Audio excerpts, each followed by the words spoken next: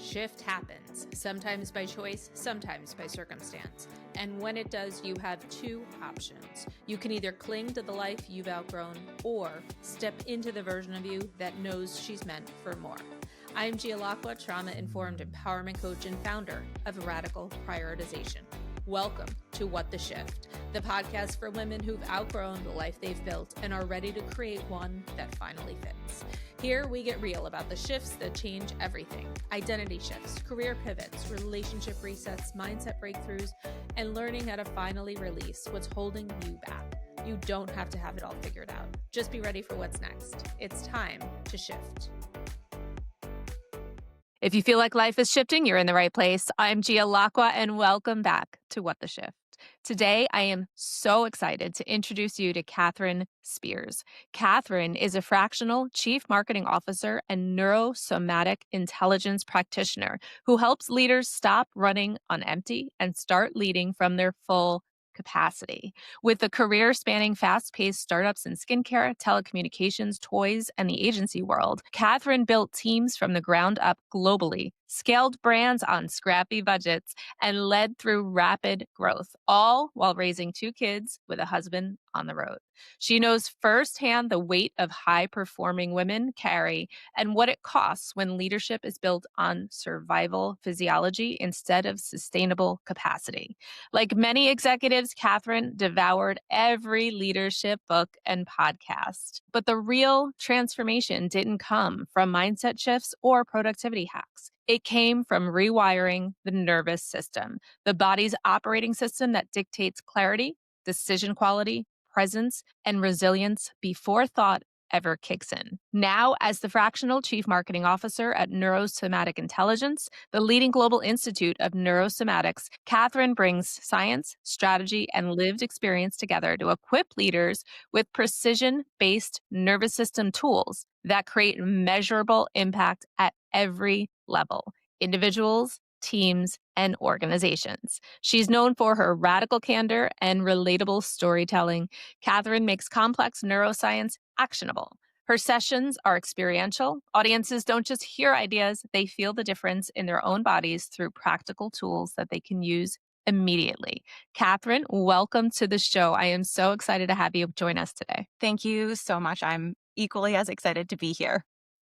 So tell us, Kathryn, before we jump into the good stuff, just so our audience can get to know you a little bit better, tell us, who is Kathryn aside from the roles and the titles? Yeah, I'm just an everyday human, doing my very best. I have two kids, a daughter who's 13 and a son who is 9. I'm married, currently have one dog, and his name is Rudder. He is my very favorite. Shh, don't tell my kids. And I am a late diagnosed ADHDer, high achieving for sure. I mean, it's run in my blood. I can remember marketing myself and selling my creative creations on the playground at like grade 2.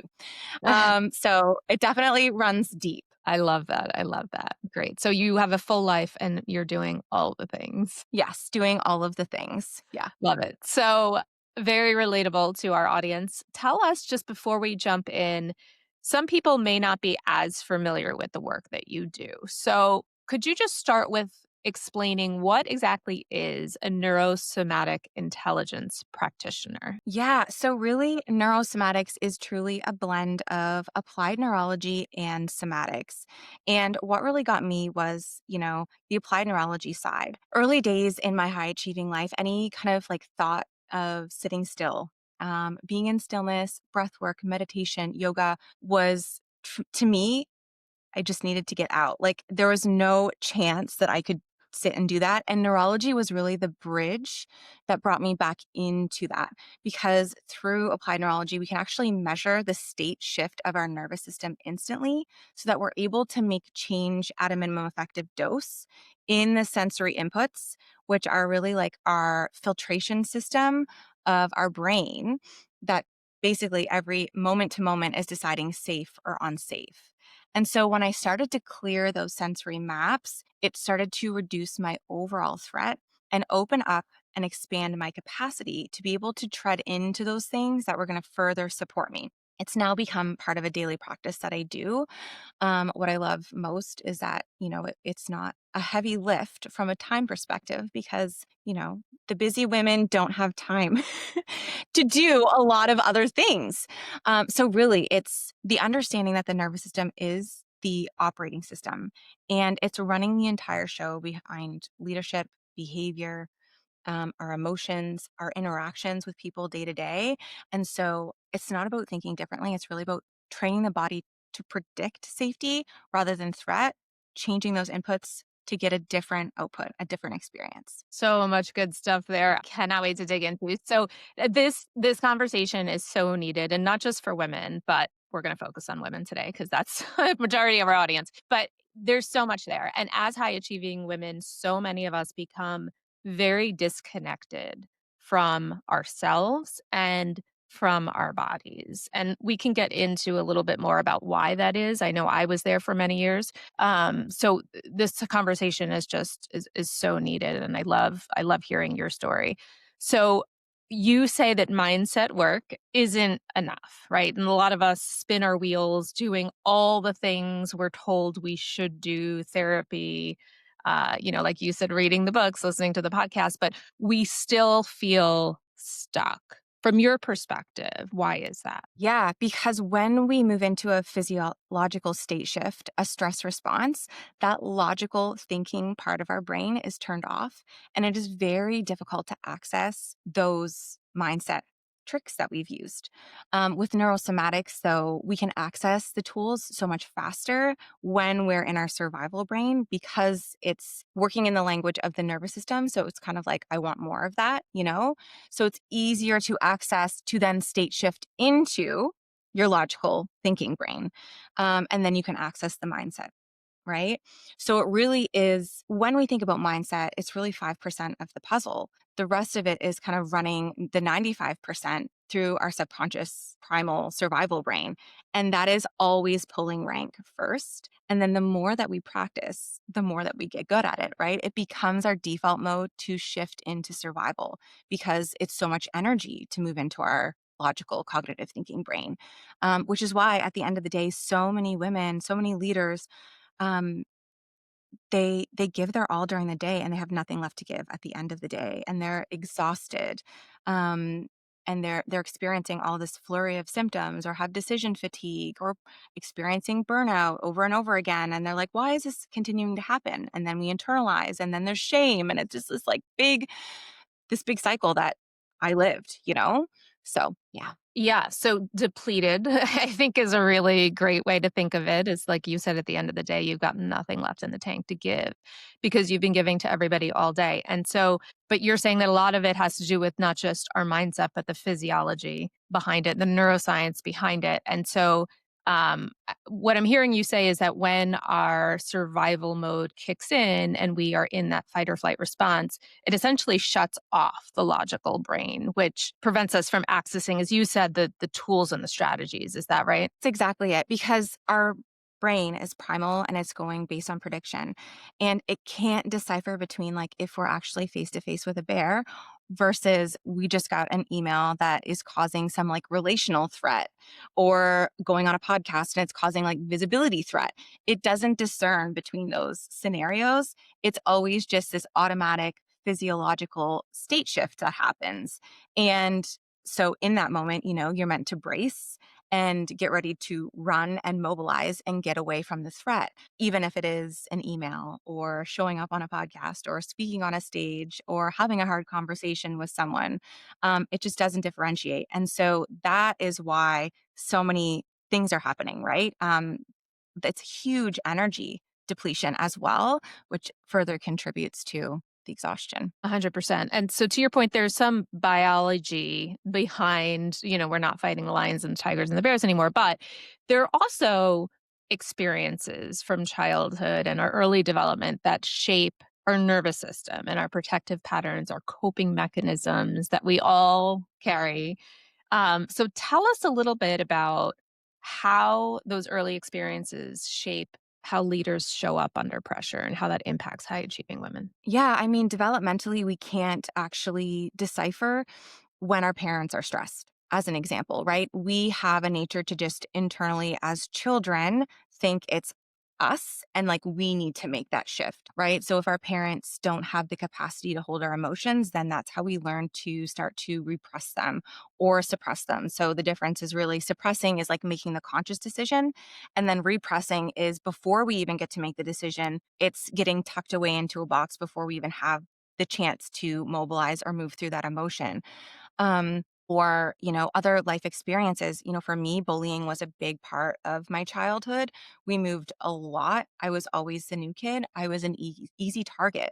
And so the very best coping mechanism for me was to be really quiet, not speak up, be as invisible and under the radar as possible, which really flies in the face of my mission and my purpose today.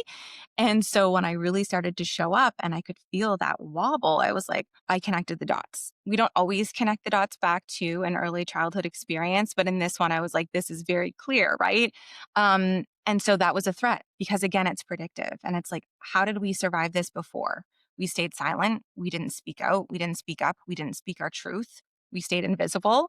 And so I really had to work with my nervous system because it was not in sync with my mindset and what I desired and wanted, as an adult. Yeah, that's so powerful because I think to your point, we develop these coping mechanisms as children without realizing it. They live in our subconscious. We grow up, our bodies grow, our brain, grows, but that doesn't necessarily mean that our nervous system is shifting. And so we become sort of stuck in those mechanisms. And we don't even realize it to your point because they're subconscious and they're so deeply ingrained, right? They are so deeply ingrained. They are neurotags. And so the neurotag activates before we even get a chance to decide because it is subconscious and because it is protective and primal. And so we're in this loop and we don't even often realize it. And that's what we do in this space is we really expand the capacity, resource ourselves at the level of the physiology, because otherwise it just feels like this, horrible game of whack-a-mole trying to take control over all of the random circumstances in our day-to-day life, and it just feels impossible to manage. So let's go a little bit deeper there. So, from a neuroscience perspective, a lot of women struggle with things like perfectionism, people pleasing, fear of failure, urgency. I remember I lived in a state where everything was urgent. And for me, it was also busyness. Busyness was my coping mechanism, right? To your point, you don't stand still, can't stop, just keep going. And so, talk to talk to us a little bit about what is actually happening when those mechanisms kind of take over. Yeah, so it's really that state shift, and a lot of times we get so used to, you mentioned earlier being out of body, and that's our interoceptive system where we don't actually feel like our palms getting sweaty or our heartbeat racing really quickly or us, leaving the actual building, moving into that dissociative situation. And I always kind of say, like, well, when you park, do you remember where you park? Or did you do that big presentation and forget everything that you talked about, but you nailed it, And what ends up happening is it's a huge energy depletion because you are moving into that, like,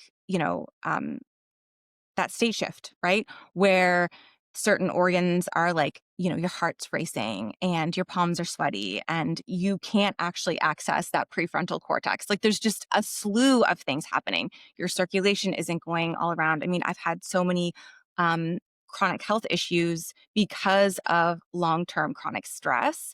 And circulation and Raynaud's is one of those, autoimmune is another. And it's just all because my stress cycle was stress cycling on repeat. And I was never actually ending that stress cycle. And it's just like so silent and so deadly. And we just continue to push through. And, a lot of people are like, well, I still have these great big goals and I still have these great big things. And I'm like, yes, but not at the detriment or sacrifice of self, right? And that's the key, right? When you can work with the physiology and the physiological response, and you can signal safety and you can complete the stress cycle, without having to dedicate hours of time to working with yourself and your body because it does sometimes feel like a part time job. it makes such a huge difference. It's really just working with yourself instead of against yourself in that physiological state shift. Yeah, and I love that you talk about the physical symptoms, the physical manifestations of the chronic stress when we live in that state perpetually. I know I was there for many years, and it wasn't until I had the physical manifestations that I had my wake up call. It was the heart palpitations. It was, the migraines I dismissed, the insomnia I dismissed, the pain I dismissed. But then once I had heart palpitations, I was like, oh no.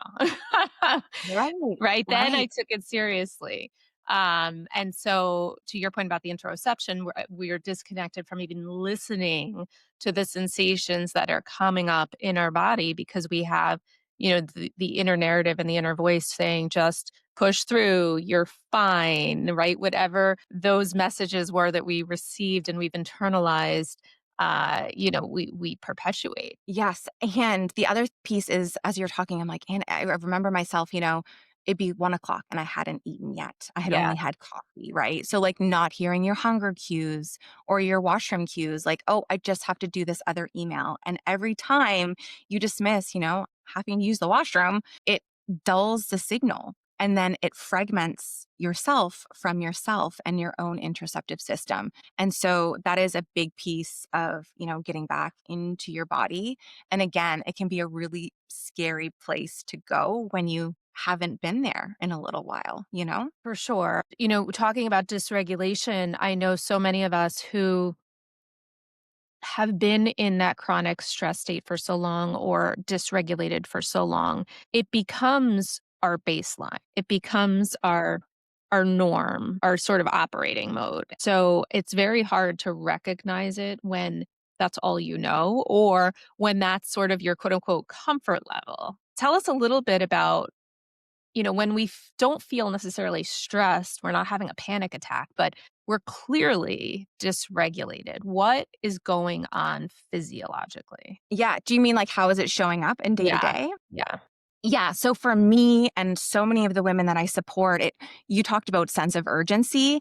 And, I always think about when I went for interviews, I would be like, one of my best strengths is my ability to multitask.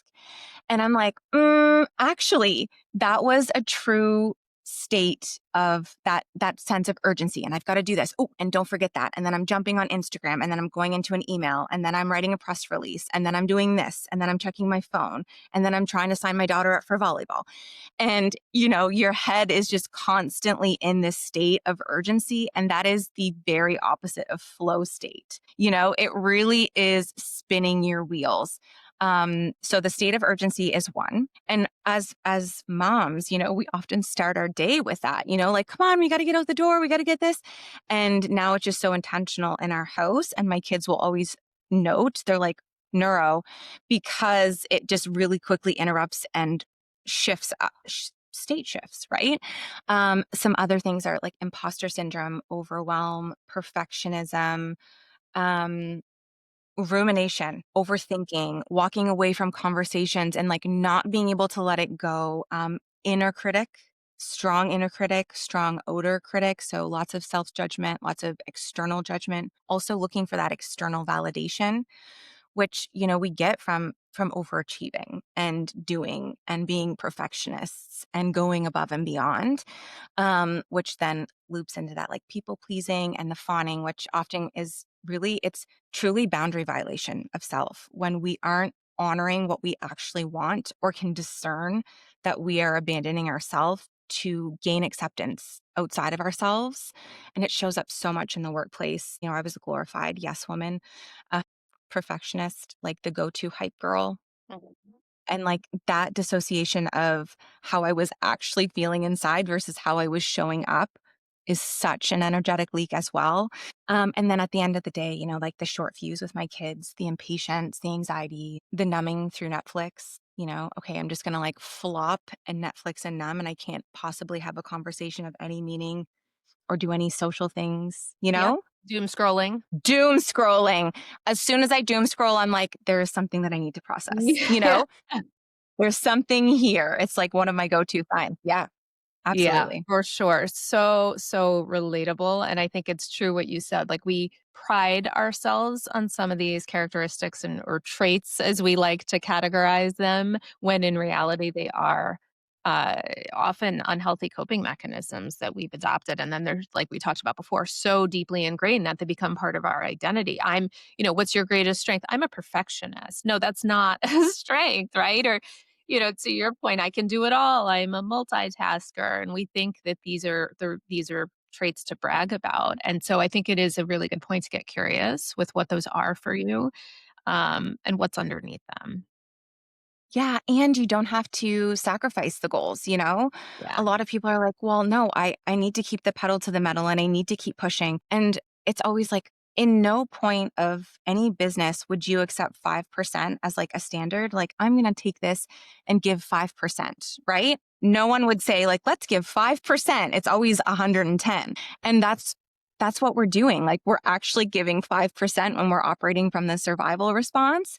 And when we actually can work with our nervous system and our brain and get it all in sync, the performance skyrockets without the self sacrifice, without all of those random symptoms and outputs and, things that we're experiencing day to day that are quote unquote, you know, acceptable and how it should be. It's a great point. And one of the tools that I like to use with my clients is, when you are the yes woman or doing all the things and you have that fear because we don't want the balls to drop. We don't want to feel behind.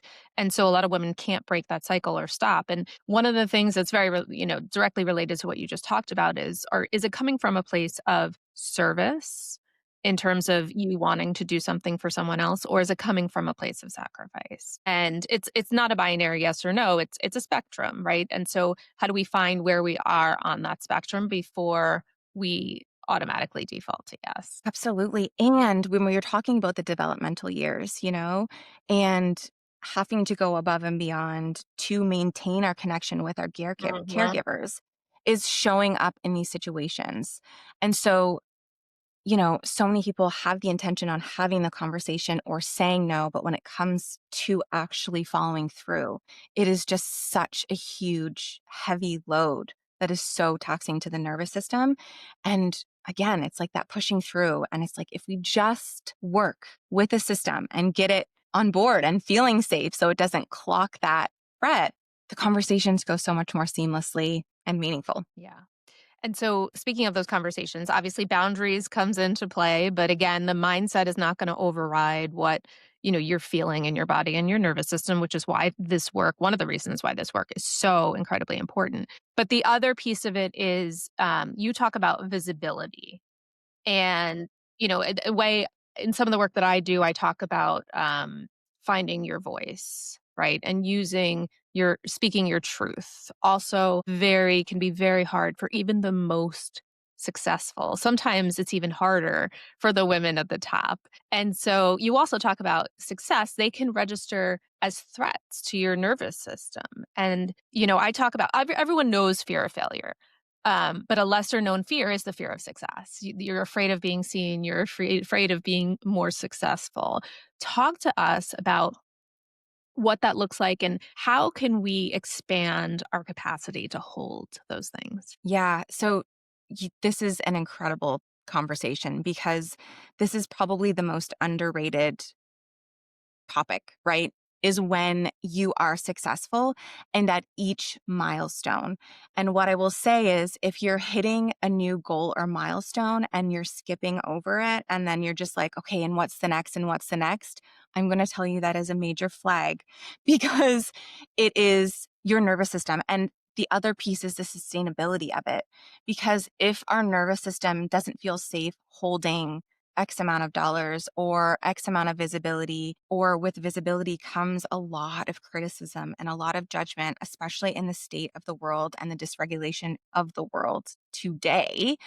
Anyone is looking for an opportunity to place judgment or criticize or troll, and being able to carry that because 9 times out of 10, it's going to end up pulling a neurotag of a deep rooted belief in your nervous system that will cause you to like turtle or want to hide or ghost your own mission, right? Or mute your own voice. And this is why it's so critical to support yourself even in the wins. And that's often where I start with a lot of the humans that I work with is like celebrating the emotion around joy, happiness, and winning. Because to feel an emotion, I always think of the movie Inside Out, right? Like you have to be able to feel the full spectrum of emotion and celebrate those moments and be in them. And when we're skipping over them, we're not being in them. And it's totally a nervous system response, right? So yeah, it's, it's critical. It's so critical. Yeah, you reminded me of a conversation I had with someone that was on my show. She's the gratitude psychologist, and something she said that was really profound is if you don't have the capacity to feel the hard or the difficult emotions, you won't have the capacity to feel the joy, right? And all the easy Absolutely. quote unquote easy emotions, the other emotions. And so to your point, it's that spectrum. Absolutely. And when we are running on fumes and exhausted, we just have no capacity, right? No capacity to have the meaningful conversations, to keep the meaningful relationships, to go after those big, audacious goals that we have, right? We're really just kind of like fooling ourselves and spinning our tires. And yeah, yeah. Absolutely. And so one of the other things you talk about, Catherine, which I also love, is the ripple effect. And so talk to us a little bit because nervous system regulation, somatic work often appears to be a very individual experience. So talk to us about how regulating your own nervous system can have impact, how that can shift other people around you, whether it's your team, your culture, your family. What does that look like? All of the above. And one human's nervous system can make a profound impact because it's one thing to talk about psychological safety, but it's another thing to be vulnerable enough and feel safe at a nervous system level to show up authentically, to show up vulnerable. And that's really hard for a lot of leaders, right? Especially in hustle culture and everything that society is telling us to do. And so honestly, the ripple effect is real because it really takes one person. And then by that nod, it impacts everyone else around us. I think about so many times with my kids, that escalation that happens between parents, the hurry up and go or the why did you do that this way or why did you spill this, and that's like a very lack of capacity when you're responding with reactivity instead of meeting them in the moment. And as soon as we can start to meet other humans in the moment, it signals safety and we mirror the neurons around us. And so the more that we show up with capacity and expanded consciousness and resourced, it supports and also enables, the people around us and inspires people around us to do the same. And it has a huge impact. And then from an organizational perspective, same, right? It's the most underrated shift beyond mindset because it's embodied, right? Yeah, you took the words out of my mouth. So you're actually embodying the psychological safety, not just talking the talk, you're walking the walk. Not just talking the talk and walking the walk. And I Mhm. think that's, where most organizations miss. They really desperately want their culture to be a certain way. And the nervous systems and the intricacy of each individual nervous system, because no two nervous systems are the same. And we're bringing to our workplace our entire nervous system and our entire lived experiences and predictions. And I can even see it in myself and how I took feedback in the past or responded in certain situations. And now it's like, oh, if we just all had these tools to regulate in the moment or to have grace to say, oh, in friendships with people who are in this work now, I'll be like, oh, I feel my people pleaser coming in there. Do you feel it? Right. And we're just talking about it normally. Yeah. And if we could all have that ability and the capacity to name those things and the altitude to see the full picture of how we're interfacing as humans, Yes. it would be such a game changer.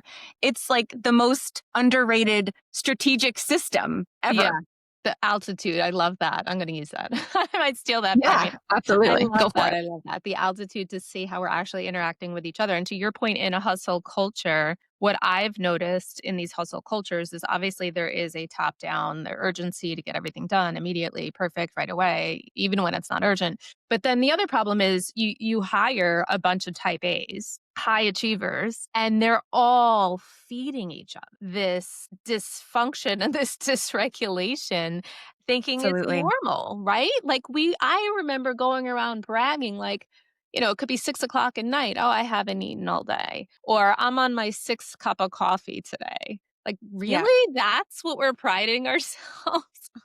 that is it. Yeah. Or, I went back after maternity leave. I went back early. Yes. Yes. For what? For what? Because, for what? Yeah. Or I got Because 2 hours of sleep last night. Yeah. yes. Yeah, I was up all night writing and prepping that press release and presentation, and now gonna present it. Like, imagine. Huh? And it's the baseline, and it's normalized, and it is hurting us on so many levels. It's hurting organizations, it's impacting the ROI, and, I say that because that's really, at the end of the day, what matters most to a lot of organizations. And, yeah, if we started leading human first with the nervous system, the strategies would soar, truly. Absolutely. I do firmly believe that. And I think to your point, there's the ROI impact and then there's the human impact. And organizations, of course, are always focused on the business impact and the ROI.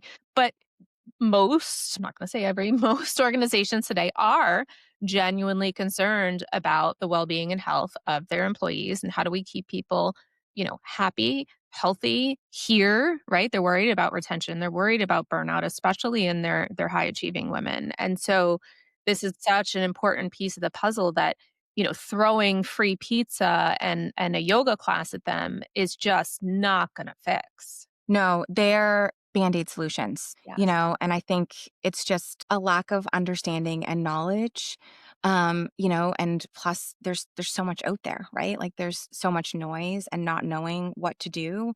I mean, I can remember an agency that I worked for brought in a mental health, group, and we had to sit on Zoom for 2 minutes in silence, and literally, I thought, "This is gonna be the end of me." In that moment, though, it was pretty pivotal because I was like, "There is something really wrong." Sure. Um, right?